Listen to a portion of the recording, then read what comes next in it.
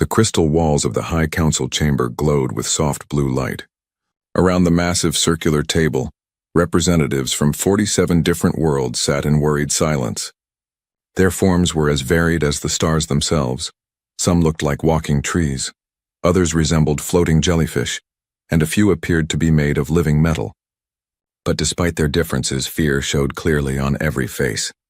Council Speaker Thylan stood at the center of the room. Her crystalline body caught the light and scattered it in rainbow patterns across the walls. She had called this emergency meeting, and now she wished she hadn't. The news she brought was the worst in Confederation history. "The Vorth swarm has taken another system," she announced, her voice ringing like distant bells. "Epsilon Taurus fell yesterday. All 7 billion inhabitants are gone." Gasps and cries filled the chamber. Representative Korvac, a tree-like being from the forest world of Verdania, shook his massive branches. "How many systems is that now?" 17, Thylan replied. "In just 3 months." The Vorth swarm had appeared from the dark space between galaxies without warning. At first, the Confederation thought they were refugees seeking new homes. The galaxy had welcomed many such groups before. But the Vorth weren't looking for homes. They were looking for food. And they ate everything. Plants, animals, people, even the planets themselves. "Our weapons don't work," said General Zephyr, a bird-like creature whose feathers had turned gray with worry. "They adapt too quickly. Every time we find something that hurts them, they change. Within hours, our best weapons become useless. Diplomacy has failed as well," added Ambassador Serenity, whose glowing form pulsed with distress. "They don't respond to any of our communications. They just consume." The chamber fell silent again. For over 1,000 years, the Galactic Confederation had solved every problem through peaceful means. They had ended wars with words, stopped conflicts with kindness, and built a civilization based on understanding and cooperation. But none of that worked against an enemy that only wanted to devour everything in its path. Thylan looked around the table at the most powerful beings in the galaxy, scientists who could split atoms with their minds, philosophers who had unlocked the secrets of the universe, healers who could bring the dead back to life. All of them sat helpless before an enemy they couldn't understand or reason with. "There is one option we haven't considered," Thylan said slowly. She hated even thinking about it. "The quarantine zone. Sol 3. The reaction was immediate. Several representatives stood up in shock. Others made sounds of disgust or fear. Ambassador Serenity's glow flickered like a dying star. "You can't be serious," said Representative Harmony, a floating sphere of pure energy. "Those creatures are monsters. They're banned from civilized space for good." Reason, everyone in the chamber knew the story of first contact with Sol 3. The Confederation had sent a peaceful exploration ship to make contact with the newly spacefaring species. They called themselves humans. The meeting should have been simple, the same welcome ceremony the Confederation had performed hundreds of times before. But humans were different. They came from a death world where everything tried to kill everything else. They had spent their entire history fighting wars, building weapons, and learning new ways to destroy their enemies. When the Confederation ship appeared in their sky, the humans didn't see peaceful explorers. They saw potential invaders. The humans attacked without warning. They used kinetic weapons that fired metal bullets at incredible speeds. They launched chemical explosives that could level city blocks. They even threatened to use something called nuclear weapons that could split atoms and destroy entire continents. The Confederation ship escaped, but barely. 3 crew members died in the attack. The first violent deaths in Confederation space in over 200 years. The shocked council immediately declared Sol 3 a quarantine zone. No one was allowed to visit the Death World or contact its violent inhabitants ever again. "They are savages," continued Representative Harmony. "They solve problems by destroying things. They've spent their entire history killing each other. How could such creatures possibly help us?" "Because," Thylan said quietly, "they know how to fight." The word hung in the air like poison. Fighting was something the Confederation had left behind centuries ago. They had evolved beyond such primitive behavior. They used their minds instead of their fists, their hearts instead of their weapons. "We've tried everything else," Thylan continued. "Our scientists can't create weapons fast enough to keep up with Vorth adaptation. Our diplomats can't communicate with them. Our military forces," she gestured toward General Zephyr, who lowered his head in shame. "We don't really have military forces. We have peacekeepers, security guards, police. None of them know how to fight a war. But the humans do, said a quiet voice from the back of the chamber. Everyone turned to look at Archivist Memoriam, an ancient being who remembered everything that had ever happened in Confederation space. I was there during first contact. I saw what they were capable of. They didn't just have weapons, they had tactics, strategy. They thought like predators. Which is exactly why we can't trust them, Representative Harmony shot back. Once we let them into our space, how do we get them to leave? How do we know they won't turn their weapons on us? Because, Thailand said, they'll be too busy fighting the Vorth. She activated the chamber's central display. Images of the latest Vorth attack filled the air around them. Massive bioships the size of moons descended on populated worlds. Swarms of smaller creatures spread across planetary surfaces, consuming everything in their path. Cities disappeared beneath writhing masses of alien flesh. Oceans boiled away as the Vorth drank them dry. Look at this, Thailand said, pointing to the images. Really look. The Vorth aren't just killing us, they're eating us. Every person they consume makes them stronger. Every world they devour adds to their numbers. If we don't stop them soon, there won't be a confederation left to save. The chamber fell silent as the representatives stared at the horrific images. Some covered their eyes, others wept openly. The reality of their situation was finally sinking in. The humans are violent, Thailand admitted. They're primitive and dangerous and everything we've spent centuries trying not to be. But they're also survivors. They come from a world where only the strongest and smartest live to see another day. If anyone can find a way to hurt the Vorth, it's them. General Zephyr raised his feathered head. What if you're wrong? What if the humans can't help us either? Then we'll die, Thailand said simply. But at least we'll die knowing we tried everything. Even the unthinkable. The vote took 3 hours. Representatives argued, pleaded, and debated until their voices were hoarse. But in the end, fear won over pride. The measure passed by a single vote. As the representatives filed out of the chamber, Thailand remained behind. She stared at the communications console that would send their message to Sol 3. Never in her wildest dreams had she imagined the day when the peaceful Confederation would ask for help from a world full of killers. She composed the message carefully, trying to find words that would convey their desperation without revealing too much weakness. Finally, she settled on something simple and direct, the kind of message that warriors might understand. This is Council Speaker Thailand of the Galactic Confederation, she began. We are under attack by an enemy we cannot defeat. We need your help. She hesitated for a moment, then added the words that would change the galaxy forever. We know you are fighters. Please fight for us.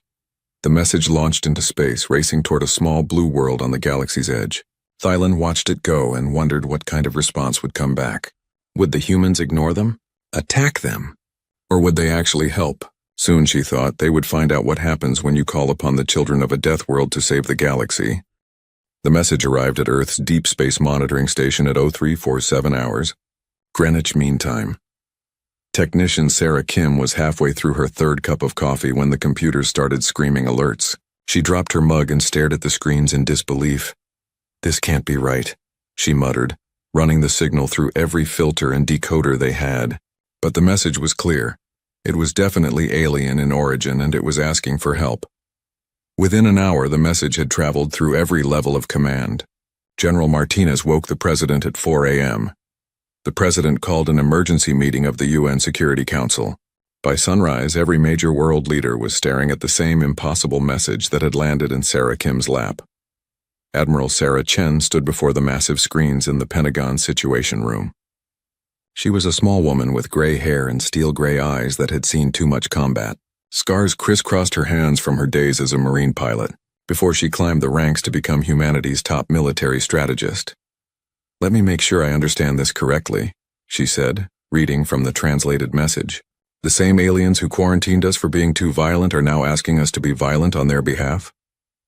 Secretary of Defense Williams nodded grimly. That's about the size of it. They're facing something called the Vorth Swarm, and their peaceful methods aren't working. President Morrison leaned forward in his chair. What do we know about this Vorth threat? Admiral Chen pulled up a series of images on the main screen. The photos had been included with the alien message. Worlds stripped bare, cities consumed, Entire populations gone without a trace. From what they've told us, the Vorth are a parasitic species that consumes organic matter for energy. They adapt quickly to any weapons used against them. The Confederation has lost 17 star systems in 3 months. And they think we can help? Asked the British Prime Minister joining the video conference from London. They're desperate, Admiral Chen replied. Remember, these are the same beings who called us Deathworld savages after our first meeting. For them to ask us for help means they're out of options. The room fell silent as everyone considered the implications. 30 years had passed since humanity's first contact with the Galactic Confederation. It hadn't gone well. When the alien ship appeared in Earth's orbit, humanity had responded the way they always did when faced with the unknown. They prepared for war. The aliens had expected a peaceful first contact ceremony. Instead, they got missile locks, fighter jet escorts, and very serious people, asking very pointed questions about their intentions. When the aliens tried to land without permission, human forces opened fire. 3 aliens died in the encounter, the first violent deaths in their space in centuries. The shocked Confederation immediately declared Earth a quarantined zone and left, warning all member species to avoid the dangerous humans at all costs. Since then, humanity had been alone in their corner of the galaxy. They'd kept advancing their technology, building better ships and weapons, always preparing for the day when the aliens might return. Most humans assumed it would be as invaders seeking revenge. What's our military readiness status? President Morrison asked. Admiral Chen smiled for the first time that morning. Excellent, sir. The Confederation's rejection taught us that we couldn't rely on anyone but ourselves. We've spent 3 decades building the most advanced military force in human history. She pulled up displays showing Earth's current arsenal. Orbital defense platforms surrounded the planet like a deadly necklace. The moon housed massive shipyards where humanity's new warships were built. Mars served as a training ground for the Solar Defense Force, where humanity's best soldiers learned to fight in the vacuum of space. The UES Retribution is our newest and most powerful warship, Admiral Chen continued, showing images of a sleek black vessel bristling with weapons. She's designed specifically for combat against unknown alien threats. We also have the Vengeance, the Defiance, and 12 smaller assault ships ready for deployment. Our ground forces have been training for extraterrestrial combat scenarios for 30 years, added General Martinez.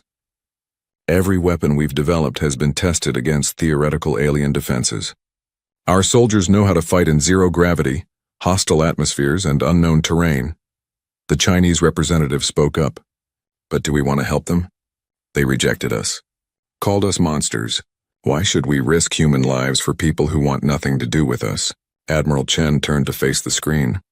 Because, sir, this might be our only chance to prove that we're more than just killers. Yes, we're good at violence, but we use that violence to protect the innocent and defend those who can't defend themselves. There's also the strategic consideration, added Dr. Elizabeth Warren, the Secretary of State. If this Vorth swarm wins, they'll eventually reach our space. Better to fight them now, alongside allies, than face them alone later. President Morrison stood up. Admiral Chen, what would you need for a military response? Give me 72 hours to prep the fleet, she replied without hesitation. I want the Retribution, 3 assault ships, and our best ground troops. That's about 2,000 personnel total. And you think that's enough to make a difference? Admiral Chen's smile turned predatory. Mr. President, these aliens have never seen real warfare. They don't know what humans are capable of when we stop holding back. 2,000 human soldiers with modern weapons could probably conquer half their galaxy. We're not going there to conquer, the President reminded her sternly. No, sir, we're going there to save lives. But the Vorth won't know the difference. The debate continued for 6 more hours. Representatives from every major nation argued the pros and cons of military intervention. Some worried about the risks to human forces. Others questioned whether humanity should involve itself in alien conflicts. In the end, it was the images that decided them. Photos of dead worlds and consumed civilizations. Entire species wiped out by an enemy that couldn't be reasoned with or stopped through diplomacy. The motion passes, President Morrison announced as the final votes came in. Admiral Chen, you have authorization to deploy the Solar Defense Force to assist the Galactic Confederation against the Vorth swarm. Admiral Chen saluted crisply. Understood, sir. We won't let you down. As the meeting broke up, Admiral Chen remained behind to coordinate with her staff. Commander Jake Morrison, no relation to the president, was her first officer aboard the Retribution. He was a tall man with cybernetic implants replacing his left arm and eye, both lost in combat training exercises. "Think they'll be happy to see us?" he asked with a grin. "Probably not," Admiral Chen replied, "but they asked for our help and they're going to get it, whether they like it or not." The next 72 hours passed in a blur of activity. The Retribution was loaded with every weapon humanity had developed. Kinetic cannons that could punch through asteroid belts, plasma torpedoes that burned hotter than stars, nuclear missiles that could crack continents. And that was just the ship-to-ship weapons. The ground forces prepared their own arsenal, powered armor that could survive in the vacuum of space, railguns that fired metal slugs at relativistic speeds, chemical explosives designed to work in any atmosphere, biological weapons that could adapt to alien physiologies. Sergeant Maria Santos checked her gear one final time before boarding the transport. She was a compact woman with dark hair and darker eyes, a veteran of every major human conflict in the past decade. Her squad called her Angel of Death because she had a talent for finding the enemy's weak spots. "You ready for this, Sarge?" asked Private Johnson, one of her younger soldiers. "Kid," she replied, shouldering her rifle. "I've been ready for this my whole life. Time to show the galaxy what Earth's children can do." The fleet launched on schedule, disappearing into hyperspace toward the coordinates the aliens had provided.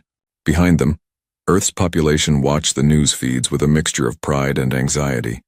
For the first time in 30 years, humanity was going back to the stars. But this time they were going as warriors. Admiral Chen stood on the bridge of the Retribution as the stars stretched into lines around them.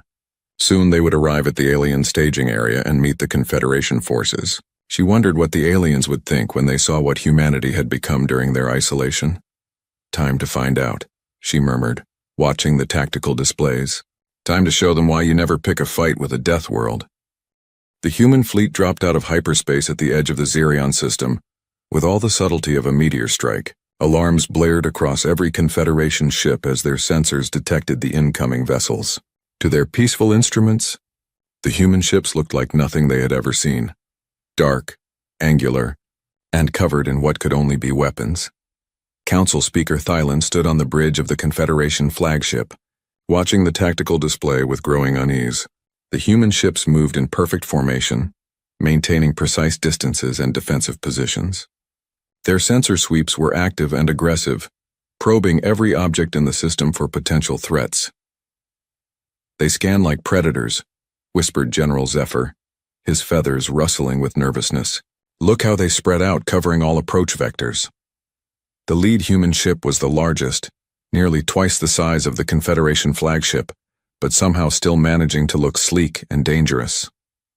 Its hull was black as space itself, broken only by the running lights that outlined weapon emplacements and sensor arrays. "Incoming transmission," announced the communications officer, a young Altarian whose blue skin had gone pale with fear. "Put it through," Thylan replied, trying to keep her voice steady. The main screen flickered to life, revealing the bridge of the human ship. Thylan's first glimpse of a human in 30 years was shocking. The woman standing at the center of the bridge was small by Confederation standards, but something about her presence filled the screen. Her gray hair was pulled back in a military style, and her steel-colored eyes seemed to look right through the display into Thylan's soul. "This is Admiral Sarah Chen of the United Earthship Retribution," the human said, her voice crisp and professional.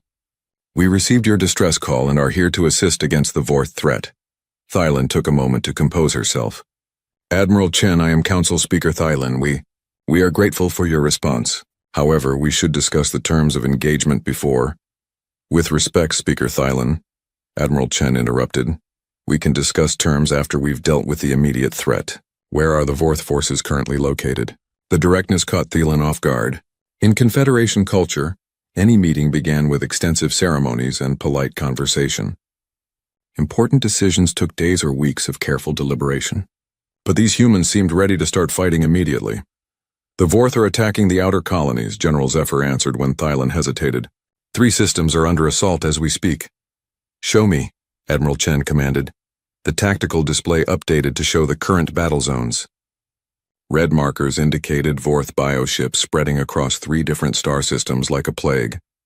Blue markers showed Confederation forces retreating in all 3 locations. Admiral Chen studied the display for perhaps 30 seconds before nodding. We'll take the Kalos system. Your forces can continue their current operations in the other zones. Wait, Thailand said quickly. Shouldn't we coordinate our assault? Plan our strategy together? The Vorth adapt quickly to new threats, and we need to— Speaker Thailand, Admiral Chen said gently but firmly. You called us because your methods aren't working. Let us handle this our way. The transmission ended abruptly, leaving the Confederation leadership staring at a blank screen. Before anyone could respond, the human fleet was already moving, accelerating toward the Kalos system at speeds that made Thailand's navigation officer cry out in alarm. They're going to get there in less than 6 hours, the officer reported. That's impossible. No ship can sustain those acceleration forces. Unless, General Zephyr said quietly, they built their ships to handle forces that would kill most organic beings. Thailand felt a chill run through her crystalline form.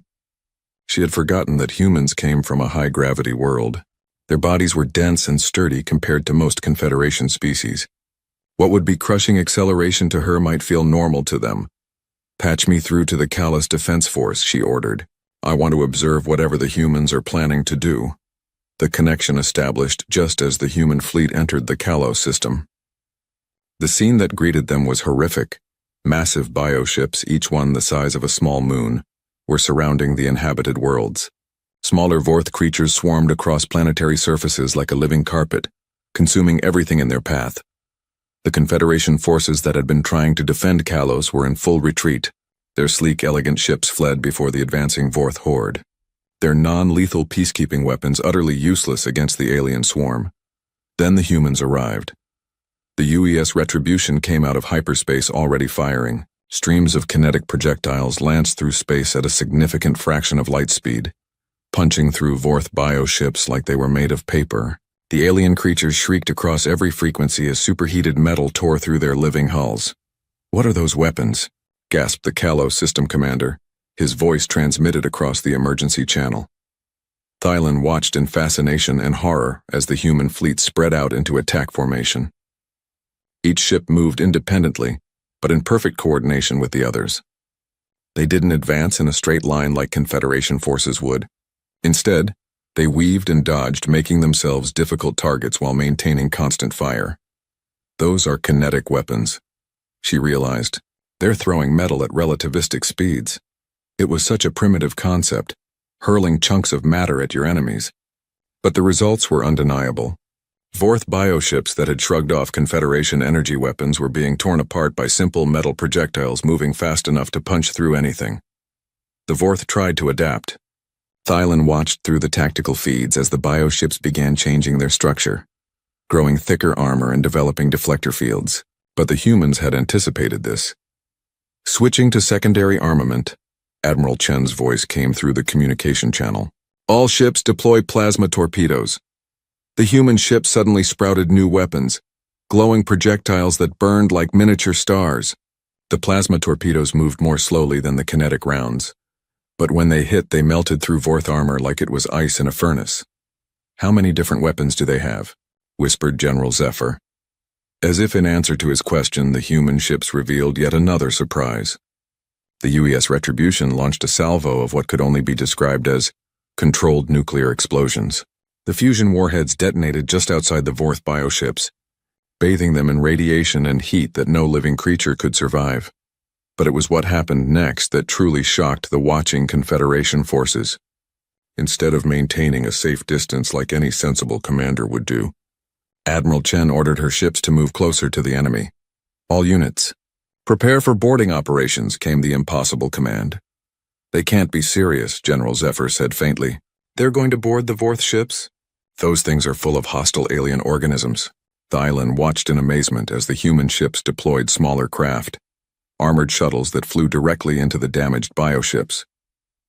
Through the sensor feeds, she could see human soldiers in powered armor cutting their way through the Vorth vessels, with weapons that seemed to burn through anything. The soldiers moved through the bioships like they belonged there. When Vorth creatures attacked them, the humans responded with calm professionalism, using their weapons to cut down anything that got in their way. They planted explosives in critical areas, then withdrew before detonating charges that tore the bioships apart from within. "This is barbaric," Ambassador Serenity whispered, her glow flickering with distress. "They're actually inside those creatures, killing them at close range." "It's effective," Thailand replied, unable to look away from the displays.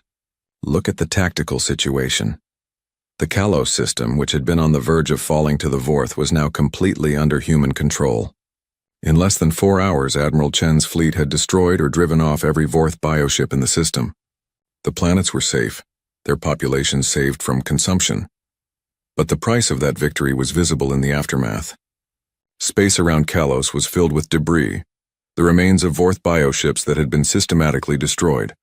Radiation from the nuclear weapons made several areas unsafe for Confederation vessels to approach. "Kalos system is secure," Admiral Chen reported, her image reappearing on the communication screen. "We're beginning cleanup operations now. Any Vorth survivors are being hunted down and eliminated." "Eliminated," Thailand repeated weakly. "We don't take prisoners in this kind of war," Admiral Chen explained matter-of-factly. "The Vorth are a parasitic species that can't be reasoned with or reformed. The only way to stop them is to kill them all." The casual way she discussed mass extermination made Thailand's crystalline form shiver. This was what they had asked for. Warriors who could do what the Confederation could not. But seeing it in action was harder than she had imagined.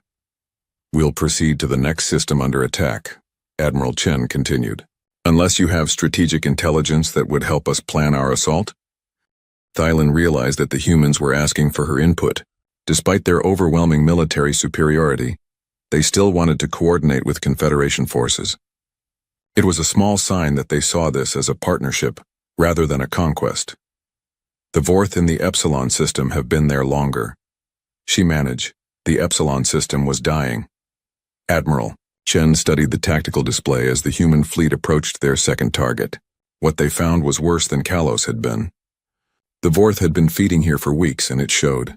3 of the system's 5 planets were already stripped bare, their surfaces scarred and lifeless. The remaining 2 worlds were covered in writhing masses of Vorth biomatter, growing larger by the hour. "They're not just consuming the planets," reported Commander Morrison from his sensor station. "They're converting them into breeding grounds. The bioships in this system were different too. Larger, more heavily armored, and covered in defensive growths that pulsed with alien energy. These Vorth had learned from their defeat at Kalos. They had adapted. "Sir?" called Lieutenant Park from the communications station. "We're receiving a transmission from the Confederation observer ship." Council Speaker Thailand's crystalline face appeared on screen, her expression worried. "Admiral Chen, our scientists have been analyzing the Vorth in this system. They've changed since your attack at Kalos. Their armor is thicker, their weapons more powerful. We believe they've incorporated defensive measures specifically designed to counter your kinetic weapons." Admiral Chen nodded calmly. "Understood. We'll adjust our tactics accordingly." "But Admiral," Thailand continued, "perhaps we should consider a different approach. Our diplomatic corps has been working on a communication protocol that might—" "Speaker Thailand," Admiral Chen interrupted gently. "With respect, you've tried diplomacy. It didn't work. You called us because you needed fighters. Let us fight." The transmission ended and Admiral Chen turned to her tactical officer. "Analysis, Commander Morrison." Morrison brought up detailed scans of the Vorth forces. "The bioships have grown what looks like reactive armor, probably designed to disperse kinetic impacts. But their new defensive systems appear to be organic. That means they're vulnerable to different types of damage. Recommendations? Plasma weapons should burn right through biological armor. And if we can get close enough, our boarding teams can target their internal systems directly." Admiral Chen smiled. It was the expression of a predator who had just spotted wounded prey. "Excellent. Signal the fleet. We're going in hot." The human fleet accelerated toward the Vorth positions, but this time their approach was different. Instead of opening with kinetic weapons, they began with plasma bombardment. Streams of superheated gas lanced across space, striking the bioship's new armor and burning through it like acid. The Vorth responded immediately. Their bioships launched clouds of smaller creatures, living missiles that swarmed toward the human fleet with surprising speed. Each one was about the size of a fighter craft, but instead of metal and electronics, they were made of muscle and bone and alien. "Hunger, deploying point defense," reported the weapons officer. The human ships bristled with automated guns that tracked and destroyed the incoming Vorth creatures. Streams of bullets and energy beams created a deadly net around each vessel, shredding anything that came too close, but there were so many of them. Hull breach on Deck 7, came a report from damage control. One of those things got through. Seal the compartment, Admiral Chen ordered. Security teams to Deck 7. Full hazmat protocols. Through the internal monitors, she watched as her security team engaged the Vorth creature that had penetrated their hull. The alien thing was about the size of a large dog, but it had too many teeth and moved in ways that hurt to watch. It had already started trying to consume the hull plating, its acidic secretions eating through the metal. The security team surrounded it with weapons drawn. Their bullets tore into the creature, but it kept moving even as pieces of it splattered across the bulkheads. Finally, Sergeant Martinez stepped forward with a plasma torch and burned the thing down to its component atoms. Deck 7 secure, came the report. That was unpleasant. Just remember, Admiral Chen announced over the ship's intercom, this is what they do to entire planets. Every day we delay, billions more civilians die. The battle continued to rage around them. The human fleet had adapted to the Vorth's new tactics, but the aliens were adapting right back. Each exchange taught both sides something new about their enemies. But humans had one advantage the Vorth didn't expect: creativity. Commander Morrison, Admiral Chen said, studying the tactical display. What's the largest bioship in this system? That one, Morrison replied, highlighting a massive vessel that looked like a cross between a whale and a cancer. It appears to be their command ship. All the smaller bioships seem to be taking orders from it. Can we board it? Morrison ran the calculations. It's heavily defended and the hull is over 50 meters thick, but yes, if we can get a team close enough. Admiral Chen nodded. Prepare a boarding party. I want our best people for this one. 20 minutes later, Sergeant Maria Santos stood in the Retribution's launch bay, checking her equipment one final time. Her squad was composed of humanity's most elite soldiers, men and women who had trained their entire careers for exactly this kind of mission. Remember, she told them as they climbed into their assault pod, we're going into a living ship. Everything in there will try to kill us. The walls, the floor, probably the air itself. Watch each other's backs and trust your training. The assault pod launched from the Retribution like a bullet, racing toward the massive Vorth command ship while the fleet provided covering fire. Behind them, Admiral Chen watched through the tactical displays as her best soldiers disappeared into the alien vessel. Inside the bioship, Santos and her team found themselves in a nightmare landscape. The corridors were alive, pulsing with alien circulation systems. The walls secreted acids that tried to dissolve their armor. Creatures that looked like nothing from Earth's biology attacked them from hidden alcoves, but the humans pressed forward with grim determination. They had trained for this. They knew how to fight in hostile environments where everything was trying to kill them. After all, they came from one. Movement ahead, reported Corporal Kim, raising her rifle as something large shifted in the shadows. The creature that emerged was unlike anything they had faced before. It stood 3 meters tall on too many legs, with appendages that ended in razor-sharp claws. Its hide was covered in natural armor that looked thick enough to stop bullets. Santos studied it for half a second, then made her decision. Plasma charges. Concentrated fire. Her squad responded with practiced efficiency. 6 plasma weapons fired simultaneously, their superheated projectiles converging on the creature's center mass. The alien thing shrieked and charged, but it was already dying. The plasma had burned through its armor and was cooking it from the inside. Keep moving, Santos ordered as the creature collapsed. We need to find their command center. They fought their way deeper into the bioship, leaving a trail of dead alien creatures behind them. The ship itself seemed to react to their presence, trying to seal passages and trap them in dead ends. But Santos had studied the sensor readings. She knew where they needed to go.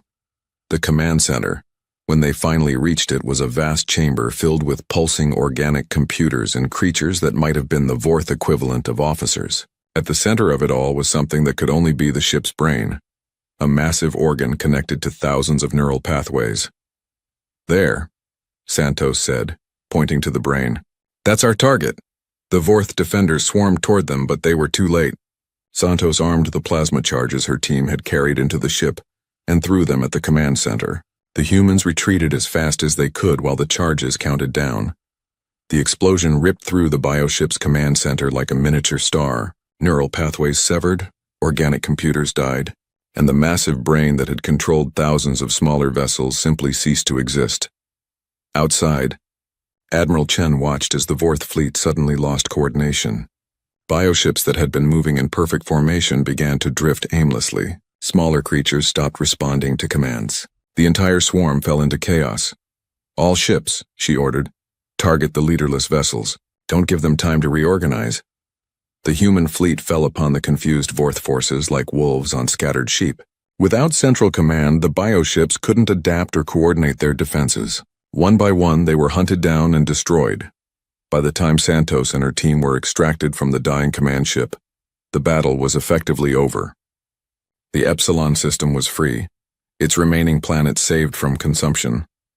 But Admiral Chen knew this was just the beginning. Intelligence reports indicated that the main Vorth fleet was massing for a final assault on Confederation space. The swarm that had attacked individual systems was just the advance guard. The real war was about to begin. "Signal the Confederation forces," she ordered. "Tell them we need to coordinate for a major engagement. The Vorth are coming with everything they have." As her message transmitted to Speaker Thailand, Admiral Chen looked out at the stars and wondered if humanity was strong enough to save a gay. The final battle began at the edge of Confederation space, in a system that had once been home to 12 billion souls. Now it was nothing but empty planets and the largest Vorth fleet anyone had ever seen. Admiral Chen stood on the bridge of the Retribution, watching as her sensors counted the enemy forces. Thousands of bioships filled the darkness between worlds, ranging from fighters the size of shuttles to massive hive ships that dwarfed anything in human or Confederation fleets. "Final count, sir," reported Commander Morrison. "Estimated 8,000 hostile vessels of various sizes. The largest ones are..." He paused, checking his readings again. "The largest ones are moon-sized." Council Speaker Thailand's voice came through the communication system, transmitted from the Confederation flagship that hung back at a safe distance. "Admiral Chen, our analysis suggests this is the entire Vorth swarm. Everything they've built, everything they've consumed, it's all here." "Good," Admiral Chen replied calmly. "That means we only have to win one battle to end this war." The human fleet was pitifully small by comparison. 4 heavy cruisers, 12 destroyers, and 36 fighters against an enemy that numbered in the thousands. Any sane military commander would have retreated to fight another day. But Admiral Chen wasn't just any commander. She came from a world where being outnumbered was just another tactical challenge to overcome. "All ships, this is Admiral Chen," she announced on the fleet-wide channel. "Today we're not just fighting for the Confederation or for our own survival. We're fighting to prove that there are some things in this universe that can't be conquered, can't be consumed, and can't be stopped. We're fighting to show the galaxy what humans can do when we stop holding back." Across the fleet, 2,000 human soldiers checked their weapons and prepared for battle. They came from every nation on Earth, united by the knowledge that they were the only thing standing between the Vorth swarm and the complete destruction of galactic civilization. Sergeant Santos reviewed her mission parameters one final time. Her job was the most dangerous of all. She and her team would be boarding the largest Vorth hive ship to plant humanity's most powerful weapon deep in its core. "You sure about this, Sarge?" asked Private Chen, checking his armor seals. "That thing's the size of a moon. How are we supposed to find anything important in there?" Santos smiled grimly. "Same way we always do, kid. We follow the trail of bodies until we find something worth killing." The battle began when the Vorth detected the human fleet's approach. Clouds of biofighters swarmed toward them like angry insects, their living hulls pulsing with alien weapons. But the humans had learned from their previous encounters. "Deploying countermeasures," reported the weapons officer. The human ships released clouds of micromissiles, tiny weapons barely larger than bullets but guided by advanced AI systems. Each missile sought out a biofighter and detonated on contact, creating a deadly net of explosions that cleared lanes through the Vorth swarm. But for every enemy fighter they destroyed, 2 more seemed to take its place. The Vorth had been building this fleet for months, converting the populations of entire worlds into war material. "We're being overwhelmed," Commander Morrison reported as the tactical display lit up with incoming threats. "There are just too many of them." Admiral Chen studied the battle situation with the calm focus that had made her humanity's greatest military strategist. The conventional approach wasn't working. Time for something unconventional. Signal the Confederation forces, she ordered. Tell them to prepare for immediate retreat. Sir? Morrison looked confused. We're ordering our allies to run away? We're getting them out of the blast radius, Admiral Chen corrected. Arm the Nova charges. Morrison's face went pale. Nova charges were humanity's ultimate weapon, fusion devices designed to trigger stellar collapse. They had never been tested in combat, and for good reason. The explosion would be visible from 1,000 light-years away. Admiral, Thailand's voice came through the communicator. Our sensors are detecting massive energy buildup in your weapon systems. What are you planning? We're ending this war, Admiral Chen replied simply. Clear the system. Things are about to get very bright. While the main fleet engaged the Vorth forces, Santos and her boarding team made their approach to the massive hive ship. The assault pod had been modified with every stealth system humanity possessed, but stealth only went so far when approaching something the size of a small moon. Hang on, called the pilot as defensive fire erupted around them. This is going to be rough. The pod spiraled through space, dodging bioprojectiles and energy beams while racing toward the hive ship's surface. They landed hard, cutting through the alien hull with plasma torches while Vorth defenders swarmed toward their position. Move fast, Santos ordered her team. We have maybe 20 minutes before this whole place becomes radioactive vapor.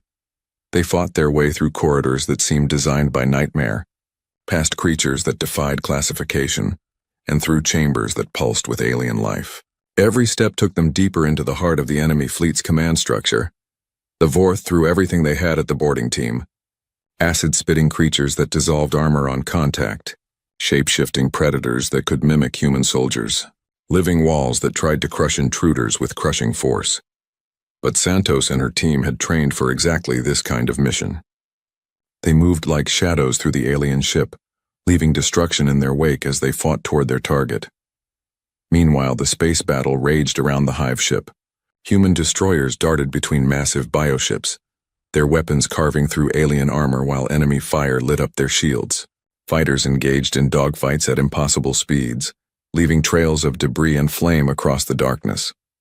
The UES Retribution found herself facing 3 hive ships simultaneously. Her weapons blazed as she fought to survive the overwhelming assault, her armor scarred by acid and energy beams. Hull breach on decks 4 through 7, reported damage control. We're venting atmosphere.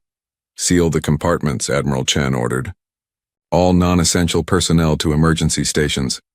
She could feel her ship dying around her, but she held her position.